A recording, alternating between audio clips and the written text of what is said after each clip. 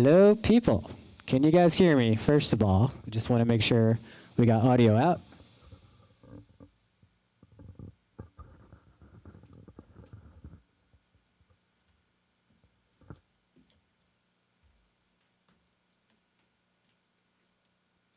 All right, sweet.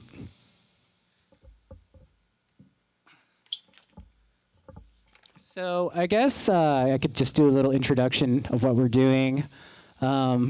It's a series that we're calling Under the Hood. So we're basically, each one of us every week are going to take a selection of Alice songs and just sort of play along. We'll be here to answer any questions you guys might have, like about the songs in terms of the playing and technique, gear used. Like we have a lot of interesting views of the gear here. So, I'll just show you guys right now. It's pretty cool. So we have my pedal board. We have this like overview of like my whole station here. So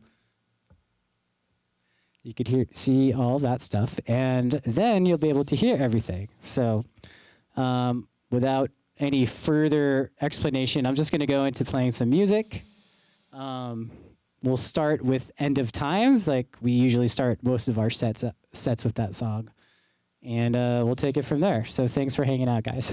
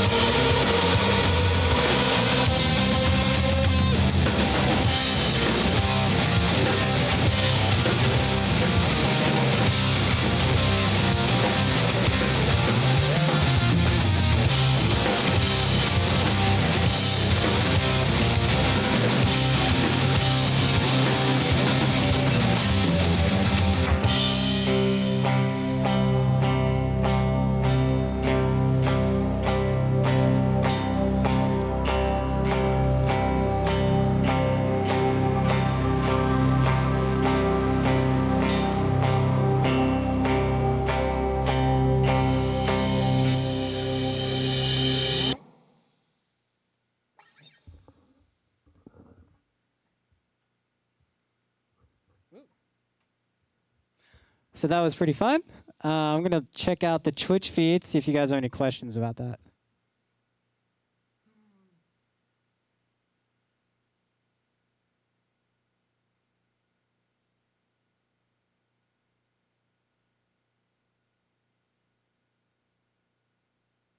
Okay, there's a lot of stuff happening, but feel free to ask any questions if you guys have any questions. But in the meantime, I'm going to go on to the next thing, which is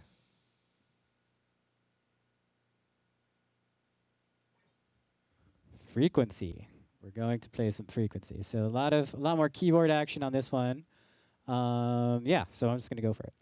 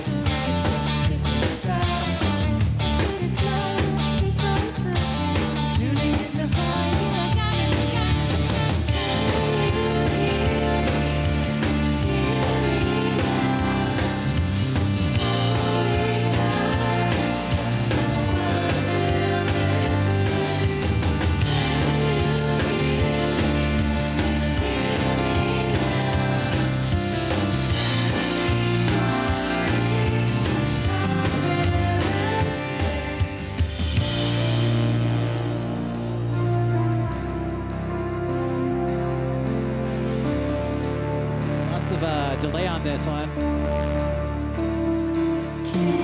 Voodoo Further analog delay.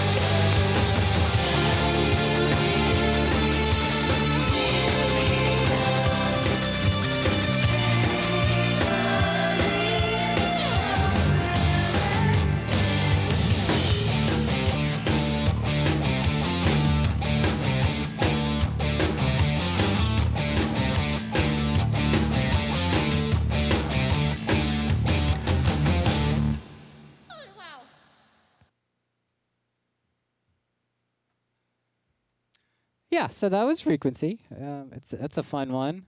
And just so you guys are aware too, we're playing along to the actual bounce downs of the mixes that we created when we were actually doing our virtual tours. So this was like literally music from when we were playing a couple weeks ago.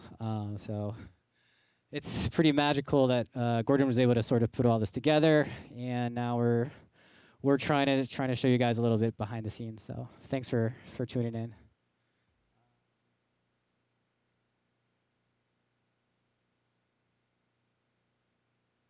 Oh yeah, so questions. All right, let me like try to answer some questions. Okay. All right.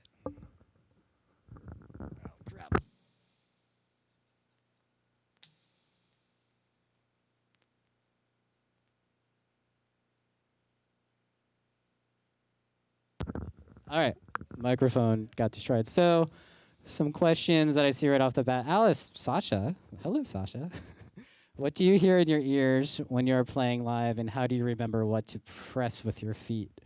Okay, yes. What do I hear in my ears? Well, it's mostly guitar. I like to hear the singing. I like to hear drums, um, and bass, and that's about it. Which is pretty much everything, and my keyboard too. But yeah, usually if you were to hear my in-ear mix, guitars are basically right about the same level, if not louder than main vocals. Vocals are the second loudest.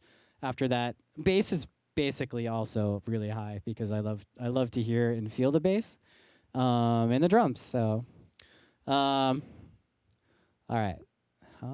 How long have you been doing this? Not just including Alice and Bash Rock. I doing this as in guitar. I have been playing guitar since I was 14 years old, and I'm like, so I guess I don't even know. I can't even do math anymore. It's been a while. So like, mid 90s. Um, yeah. Uh, divided by 13 amp. Oh, this is the FTR 37. I freaking love this amp. I actually bought one and it got stolen and it destroyed me. But people were so kind. Our fans and family pitched in and did a GoFundMe, and I was able to buy a new one. So actually, I got a new used one, and it's great. So yeah.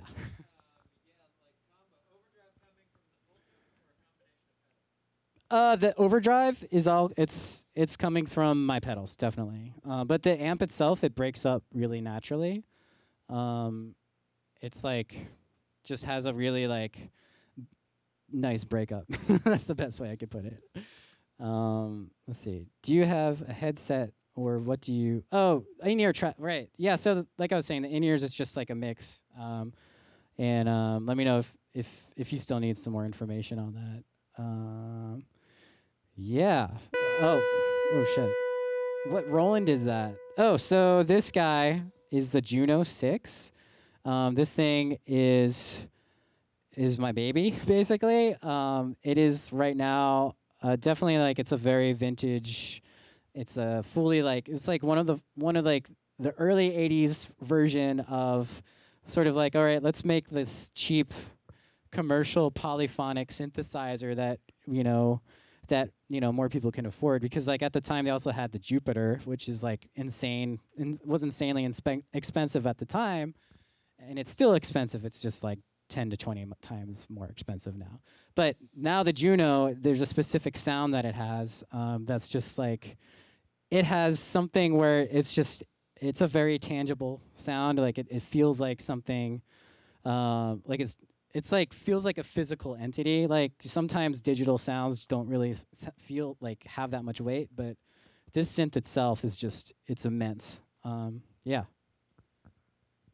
Thomas Dolby, yes.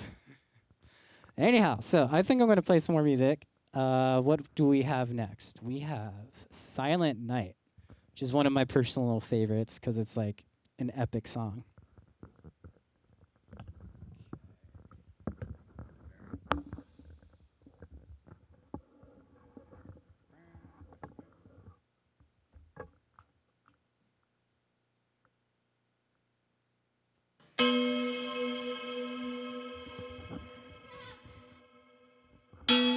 hear Sasha? She's always like laughing.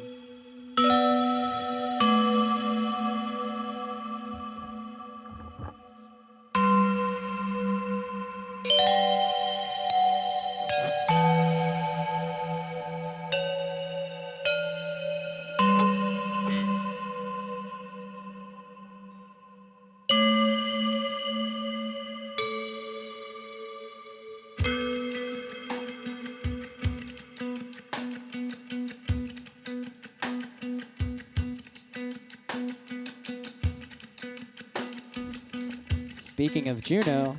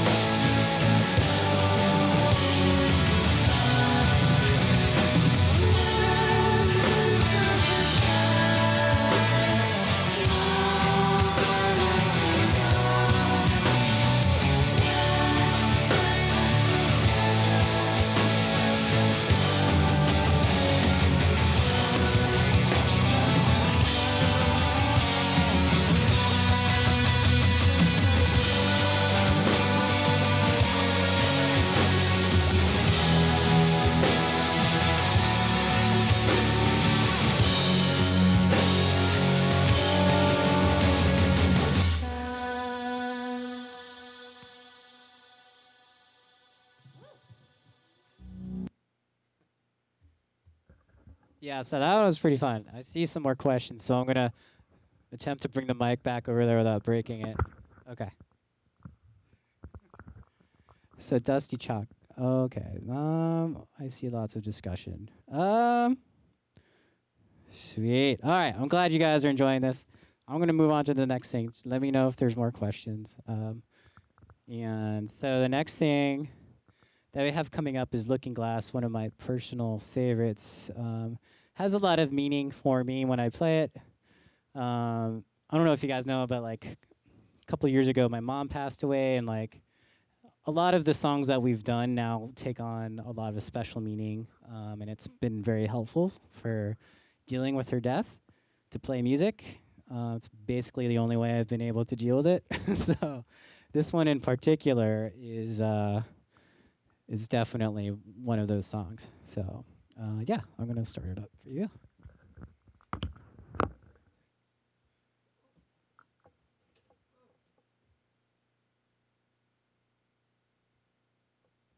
Sorry, I just tripped.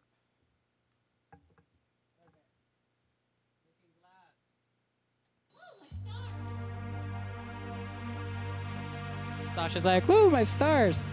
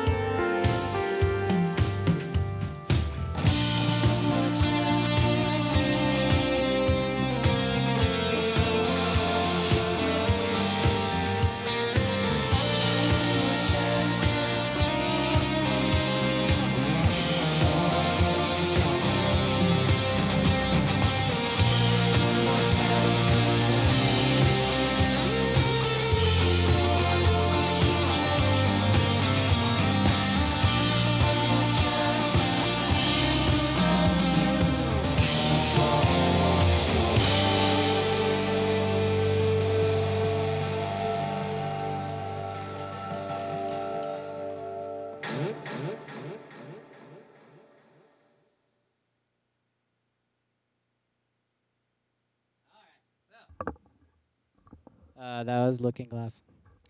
Yeah. So, Dusty, thank you so much.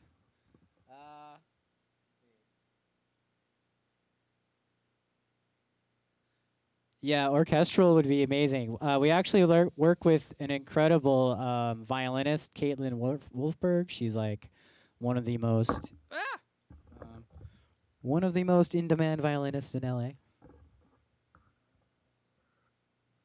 She's been gracious enough to record some parts and write some parts on Silent Night that you could hear on the album version on the 13th hour. Yes.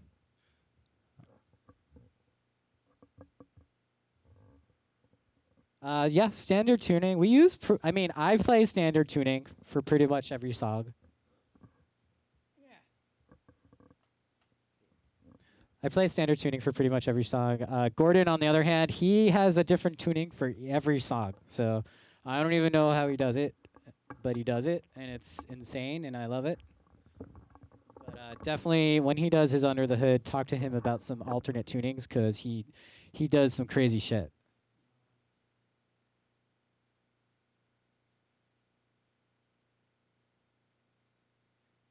Well, that's like the chicken or the egg, Tony. I don't know. I can't answer that question.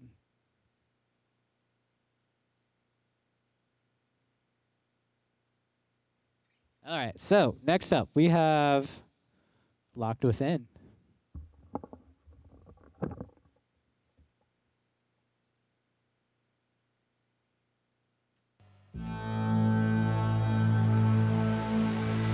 Got these sweet interludes between all of our songs. So it gives us time to tune our instruments, get some water, creates a vibe and stuff when we're playing live.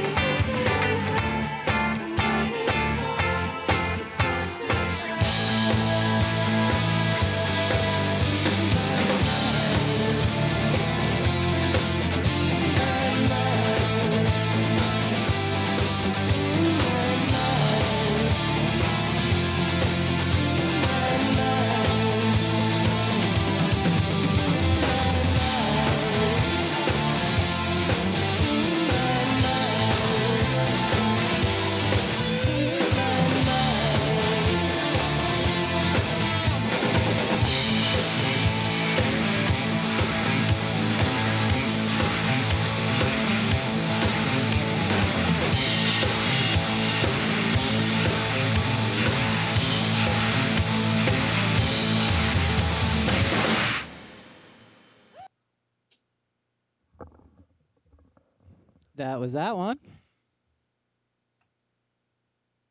All right, I'm just gonna go check for some questions or see if there's any more discussion or anything like that. How do I know what to pedal? It's a great question. So there's multiple parts of that question or answer, I should say. So for each song, I build up a palette of different sounds for each little section, and I actually program a lot of the changes that are happening in my pedals with MIDI. It's sequenced in our computer, so the computer's actually synced to a click track, which I hear in my head, and that's playing along to the music as I play the music. And along with those tracks, it is outputting MIDI control change codes, and it's also outputting program change MIDI codes as well. And that enables me, it helps a little bit. I'm still doing a lot of pedal work, but without it, by playing a keyboard and a guitar and switching between the two, it would just be like too insane and too much. But hopefully that helps answer a little bit. I'm happy to like go into like super geeky details with anyone who wants to go into details about such things. But it sort of feeds into my programming mind. Yes, it's lots of buttons. So let's see what's next here.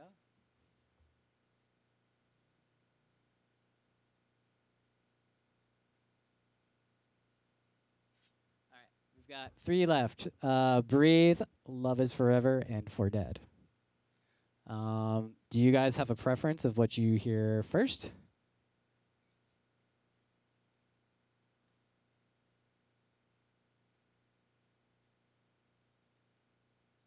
I know there's a delay, so. Okay, I'm just gonna go in order. Thanks, Dusty. I think I need a fresh pick because this thing is, can you see? You can't see it, but it's just totally destroyed, so hold on really quick.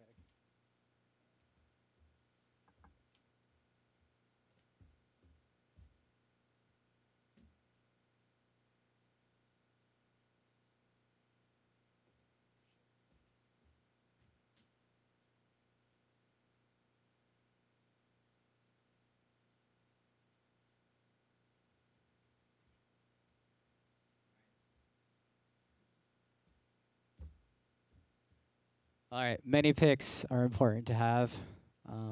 These are all very eaten up. Looks like a little like animal was like trying to nibble at them, but it looks like there's a couple that I could use. So yay.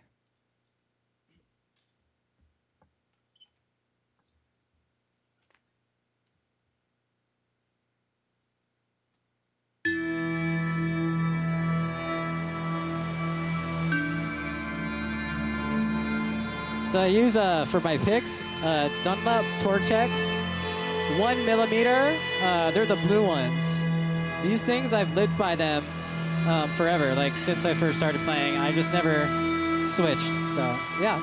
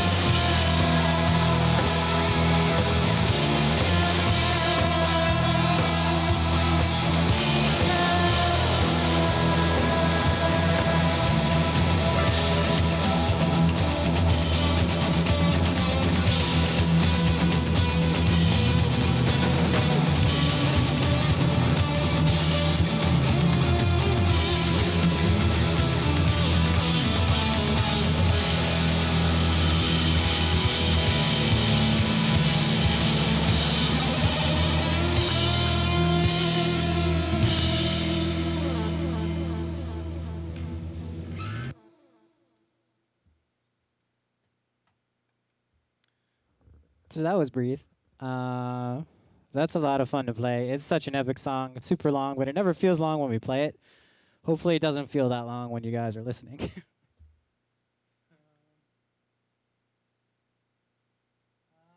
guys are so kind. Um, so that's a great question. So how often do you have to change strings? Yeah, I mean, I I honestly I'm in a bad practice where I'll go for a long time without changing my strings, and I tried to do a string change like once, like preferably, like optimally, like I could probably put a new pair of strings on every week. Like if I'm touring, like if we're touring and we're playing a show every night, like it's just it's important to sort of change strings, but in practice, I never really do. So if I break a string, then I'll just change them all out. But otherwise, they're all pretty much staying on there. Yeah, mine don't get too rusty. They do start getting the tone starts leaking out, so that's also a good reason to change strings. I use these Gibson electric size 11s. I think someone asked me that, so. No, Gibson vintage reissue strings. They are my favorite brand of strings. Hands down, I've used them for like as long as I can remember. So. All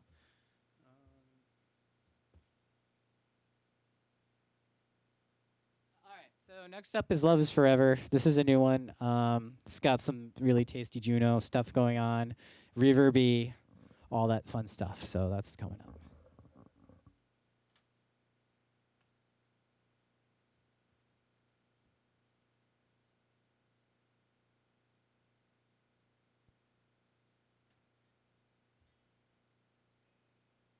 Just chase her with it. Like, oh, you got it.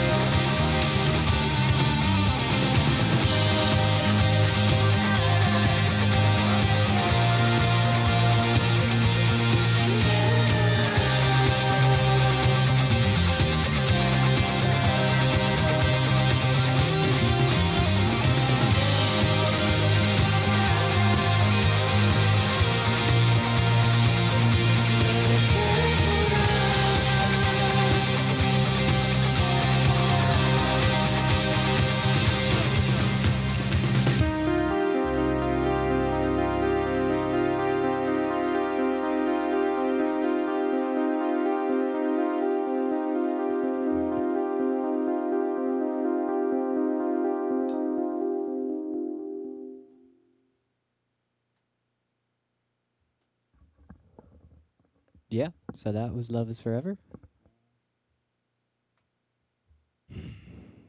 Thanks again for tuning in to Alice TV.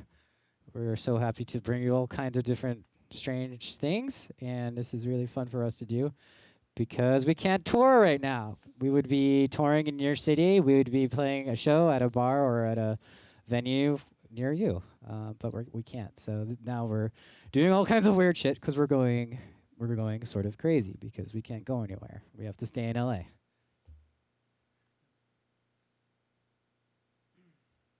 Music, guitar influences. I definitely will always say my primary ultimate influence as a guitarist is David Gilmour from Pink Floyd. Uh, I love the guitars of Nine Inch Nails, Smashing Pumpkins. This is they formed my formative taste of what I think is a good guitar sound. But definitely David Gilmour in terms of his tone. Nine Inch Nails in terms of their utter intensity and in your face feeling. There's just so much goodness out there. Yep, Four Dead is next.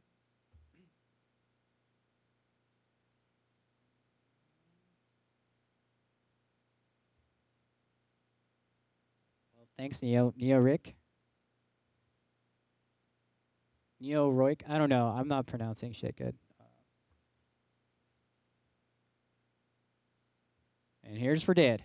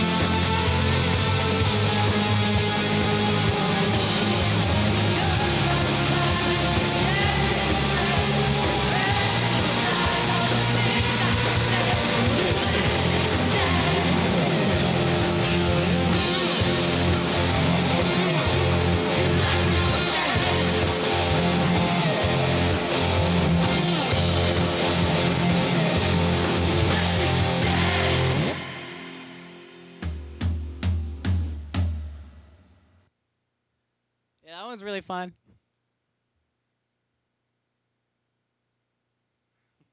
Someone said Bible Trump. Awesome.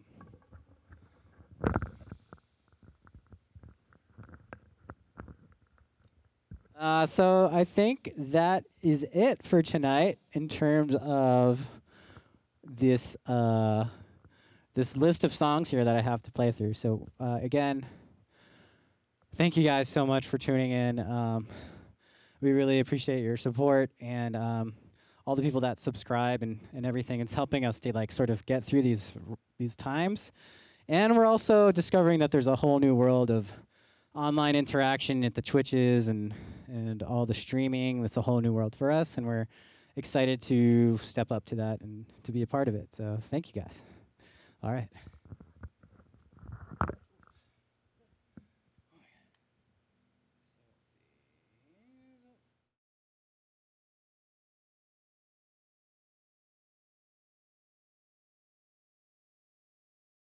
Oh, really quick. We're doing tea time Zoom. So we're gonna send out the link in a second for you guys. It's been a while, so yeah, hold tight. We're doing some Zoom tea time. Thank you, Tony.